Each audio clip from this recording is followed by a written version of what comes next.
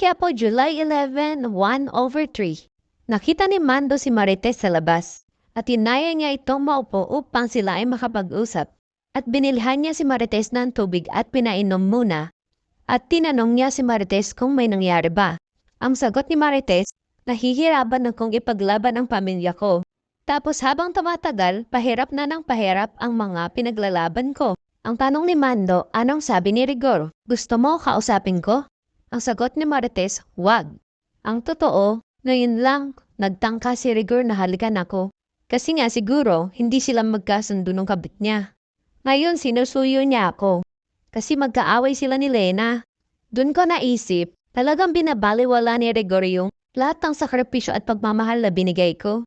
Ang sagot naman ni Mando, Tess, pasensya na kung kailangan ko sabihin sa ito. Masyadong binaba ni Rigor yung pagkababait pagkatao mo nung inuwi niya si Lena sa bahay ninyo at pagsamahin kayo sa iisang bubong. Tess, tama na yung pagiging martyr mo. Panahon na siguro para isipin mo naman ang sarili mo. Ang sagot ni Marites, papaanong pamilya ko? Ang sagot ni Mando, Tess, malalaki na ang mga anak mo. Maiintindihan ka nila. Mahal na mahal ka ng mga bata. Lalong-lalo na ni Tanggol.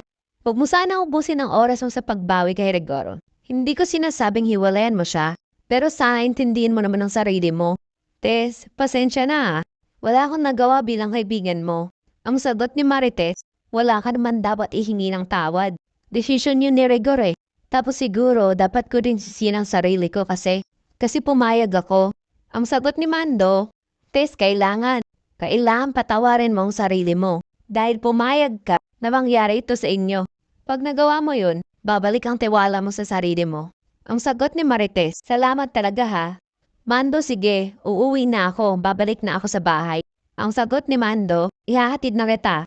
Ang sagot ni Marites, hindi na, malapit lang naman. Salamat talaga. At ang sabi ni Mando, mag-iingat ka ha. At ngumiti si Mandong parang kinikilig.